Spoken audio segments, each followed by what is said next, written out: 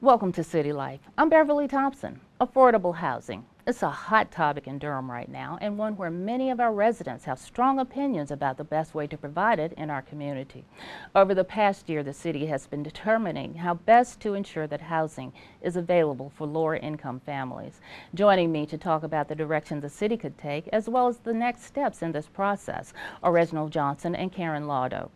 Reginald is the director of the city's Community Development Department, and Karen is a consultant with Enterprise Community Partners, a nonprofit that works with cities to create affordable housing plans. Welcome to our show. Glad to be here. Thank you for joining me. I appreciate it. I know how busy you both are and have been over the past month or so. Oh yes, oh yes. So Reginald, get us started. Affordable housing. It means a lot of different things to a lot of different people. It depends on your perspective. But what do you mean when you talk about affordable housing in Durham, and who in our community meets a certain criteria? Okay. Well, thank you, Beverly. Affordable housing is, like you said, a term that means different things to different people. Right. But for the purpose that we're using affordable housing, it means housing that serves households that have 80% or below of the area median income, Durham's median income, and they also don't pay any more than 30% of their income in housing cost. So for a family of four, that's about $56,500 a year, the top income. For a one-person household, it'll be about $39,000. Okay, and that income's pretty accepted by yes, everybody, or is that like a federal guideline? That's a federal guideline by the U.S. Department of Housing and Urban Development. Okay. And there are two types of affordable housing. One type is income restricted, where the housing is restricted to persons of a particular income. And then there's another type of affordable housing, which is called market rate affordable housing, or market affordable housing, meaning because of the market, that particular unit is, a person can pay less 30% or less of their area median income for that house. Okay. Now, Karen, I know that you've been working with the city since about 2015 to define the city's affordable housing goals. Now, before we get started on those goals, tell our viewers why affordable housing is a laudable thing for any city to want to have. Absolutely. Well, housing is the single largest expense for any given household. And for lower income households, in particular, the more you spend on housing, you do it at the expense of other important things, food, health care, transportation. So for example, we know that the more people pay for housing, the greater degree of food insecurity. The families simply don't have enough food. We know that low income kids have higher rates of asthma, higher rates of lead poisoning that are due, very much you can draw the line to the housing, the conditions that they are living in. But if you take it broader, it has implications for other parts of the community. If families are moving constantly, either because they're being evicted or because they're looking for more affordable housing, there's it plays out in mobility in schools. It's very hard to be successful and to teach kids if they're not in school for the calendar year. For employers, it means it becomes increasingly difficult to hire those low-wage employees, and they become less reliable as they're trying to come in from further and further away. And for all of us, if there's a lot of people sort of coming in from where they can afford, it means a lot more people on the road, a lot more air pollution, a lot more congestion. But then kind of from the biggest perspective, taking it from the Durham perspective, we really pride ourselves on being an inclusive and diverse community. And we are at risk of losing that if we don't do something about housing affordability to ensure that the full range of the Durham community can actually afford to live in Durham. Well, I was going to ask you, why is it incumbent upon the city to take this on? Why isn't it a county or any other entity? Why shouldn't it be their goal rather than the city? Well, the city really plays a crucial leadership role in addressing affordable housing. First of all, the city is the steward of resources that are directly used for developing and preserving affordable housing, both its own resources as well as resources that come down from the federal government. And the city has land use regulation power and responsibility. So it really puts the city in kind of the critical position for setting the vision, aligning resources to goals, really laying out the roadmap for affordable housing, and then building the partnerships with the larger community to achieve those goals. And the state has a role to play, and the county has a role to play, and there's many other players who are important in the delivery of affordable housing. So I know as a part of the process you prepared a Durham housing profile, and it also identified critical housing needs. Tell our viewers what you found out about our community. So what we did in preparing the housing profile was really to look at available information, a lot of it from the census, some of it from other sources, to really understand what housing challenges were current Durham residents facing. And what we found was, again, not surprisingly, the lower your income, the larger your housing challenges. There are about 15,000 households in Durham, and that's about 15% of all households, who are paying over 50% of their income for housing. So that's a huge number. We generally say you shouldn't pay more than about a third, because if you do more, it's again at the expense of food and everything else. So these folks are severely housing cost burdened. There's another 12,000 households that are paying between 30 and 50% of their income on housing. They are disproportionately, almost all low-income people, and they are disproportionately renters, because renters tend to be low income. If you take a little bit of a step back and you say, well, why does this happen? I mean, the challenge is that our housing stock, the cost of our stock, doesn't align with the incomes of our residents. To some extent, that's an income problem. We have a group of very low income, very poor people who live in the city. But it's also a housing problem. We have a mismatch at the low end where we simply do not have enough housing stock that is affordable to low-income households.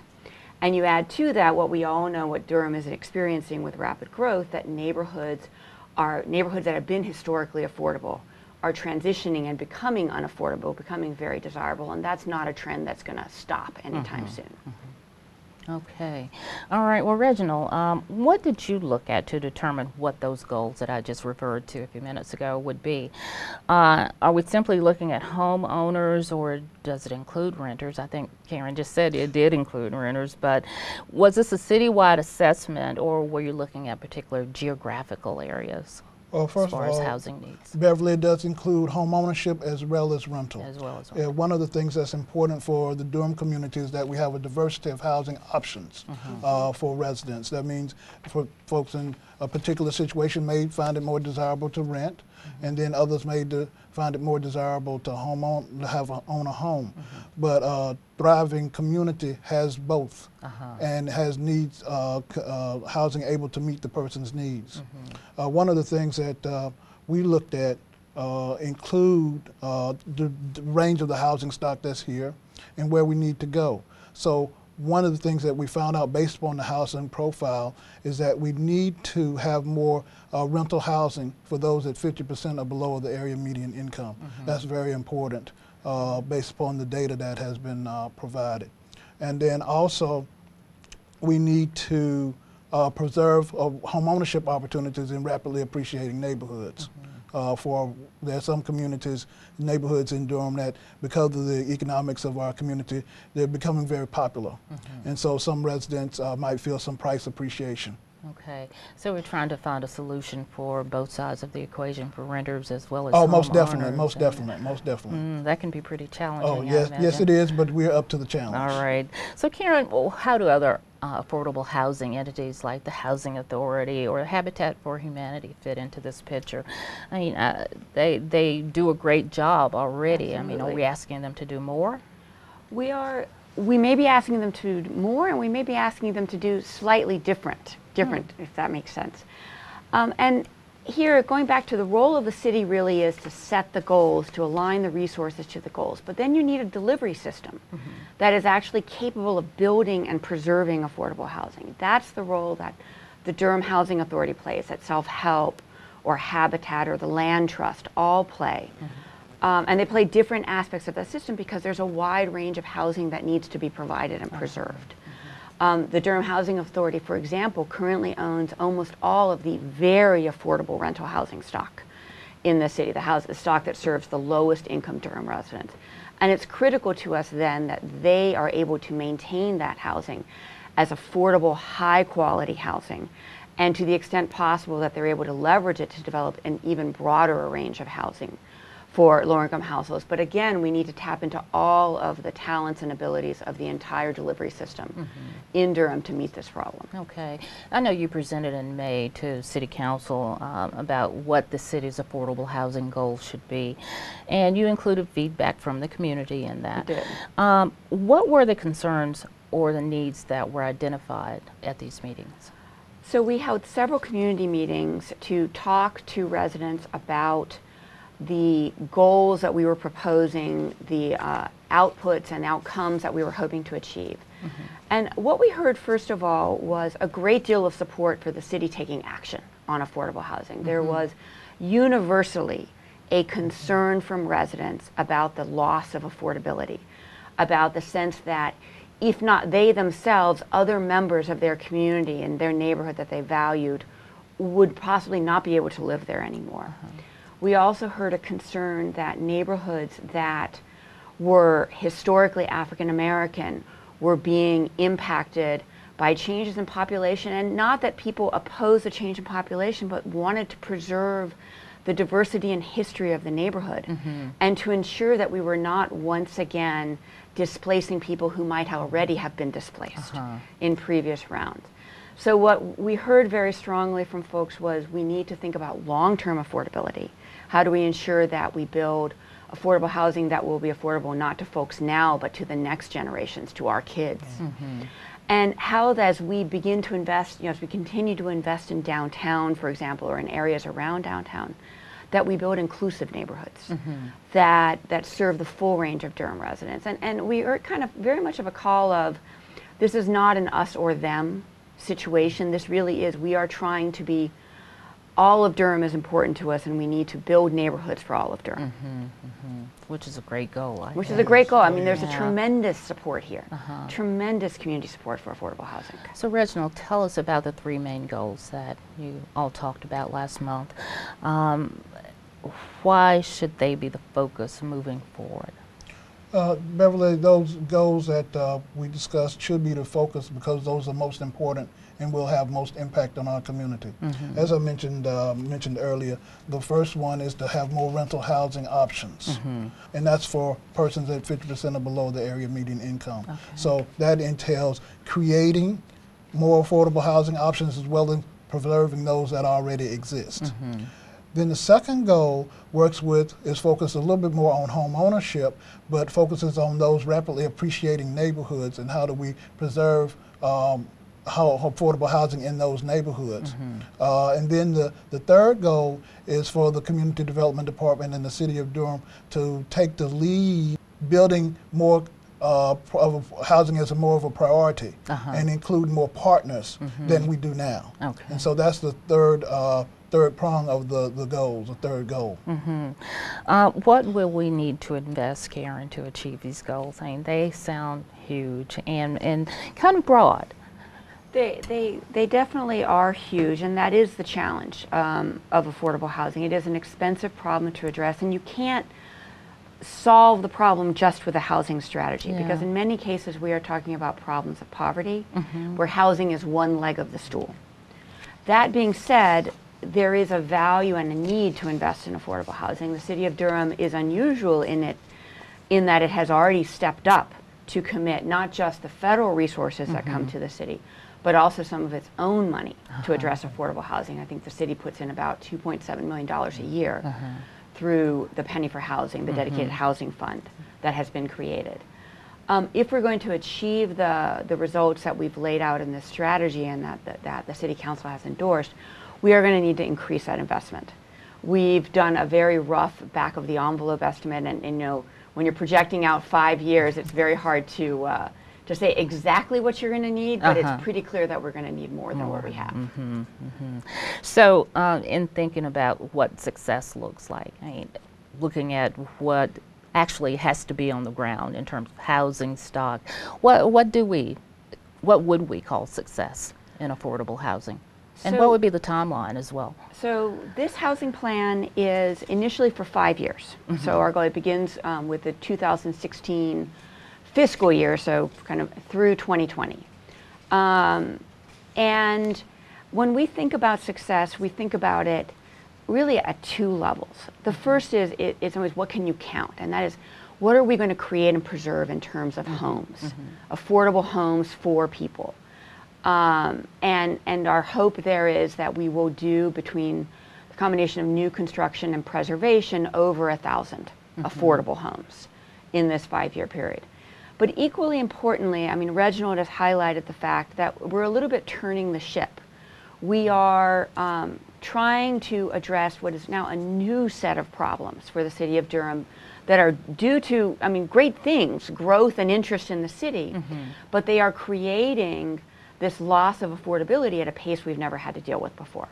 So I would say, even in some ways, the bigger thing that we're trying to create is a system that is prepared to actually address that problem and capable of addressing that problem. That means the city needs to have the clarity of purpose and the internal capacity to act. The delivery system needs to be resourced and aligned on a common set of goals. And we need to engage a broad set of community and institutional actors in supporting this, because it's going to take more than what the city can do to really move the needle on affordable housing. Okay, well, let's talk a little bit about what the city is already doing. I know last month we just, actually this month, in June, we celebrated Southside. Oh, yes. And the completion of phase 1 of the Lofts at Southside, as well as the start of phase 2. All of this in addition to the bungalows at Southside. Now, how does all of this play into the big picture of affordable housing? Beverly, that's a great question. It plays into it because it's one part, a component. And I would share with you, though as significant and transformational as the Southside revitalization project is, that is just one piece of affordable housing. So as to give an example, the first phase of the Lofts at Southside is 132 units. It is a low-income housing tax credit project. 80 of those units are affordable housing. They're income-based. So that's 80 out of 132. We also had, in addition to ribbon cutting on phase 1, we had the groundbreaking for phase 2, which will be another 85 units. 58 of those units will be affordable, which means they'll be income-based. The persons who reside in those apartments will be have to have particular incomes. So that's a total between the two phases of about 38 units. That's just for 138 households out of a major challenge that we have according to the housing profile. But those families will have opportunity for housing that is safe, secure, and in a good location. On the home ownership side, we started with phase 1 on home ownership to build 48 houses. 26 of those are to persons of low to moderate income. Okay. And so that's good, but it's just 26. Just a start, 26. But we're making progress. An important thing about this particular project in Southside is that it's also a neighborhood revitalization project, as well as of creating opportunities for affordable housing. And our neighborhood is being transformed. It is beautiful. I was there for the groundbreaking, and that whole area is just, it's astonishing what's happened there.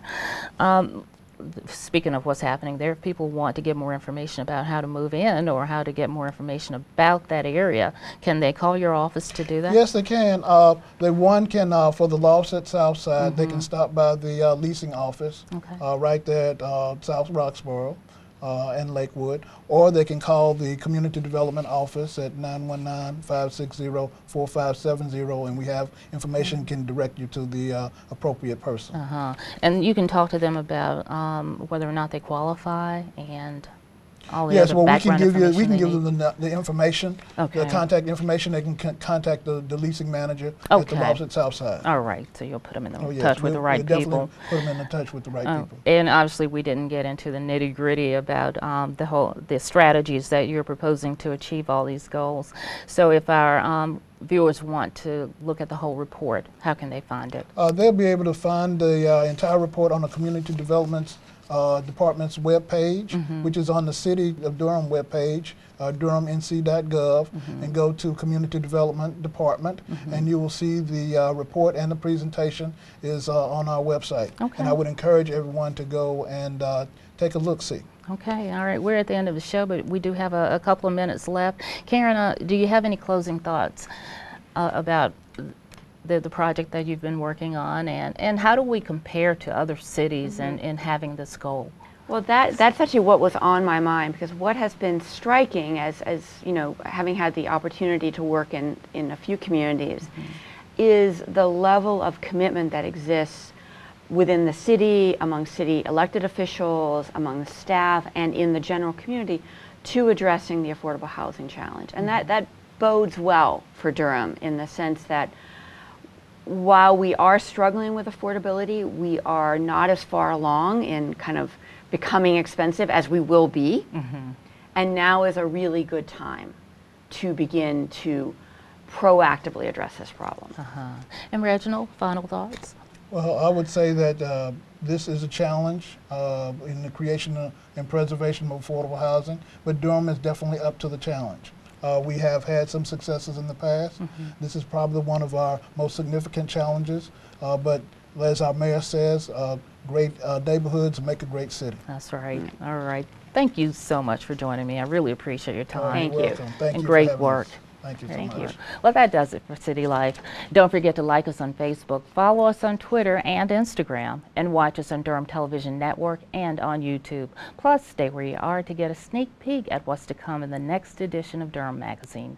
I'm Beverly Thompson. Thank you for joining me to learn more about City Life in Durham.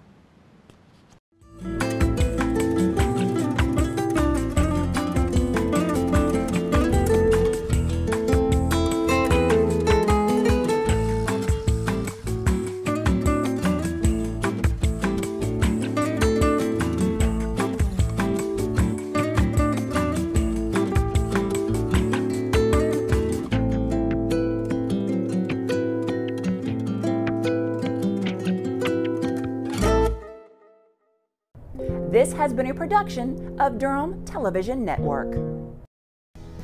Hi everyone! I want to encourage you to listen to my new weekly podcast, Durham Magazine and Chapel Hill Magazine's Talk of Our Towns. It's more of what you love about our magazines in audio form. Since launching the podcast in January, I've interviewed our community's movers and shakers like Mayor Bill Bell, Ginger Young of Book Harvest, and Matthew Kelly of Mateo, Mothers and Sons, and Lucky's Deli. These 18-minute episodes are perfect material for your daily commute or lunch break. And at the end of each episode, I'll tell you about my latest obsessions, from upcoming festivals in the community to new businesses you should check out. You can listen by going to durhammag.com or use the podcast app on your iPhone and search for Talk of Our Towns. Have a listen. You'll be glad you did.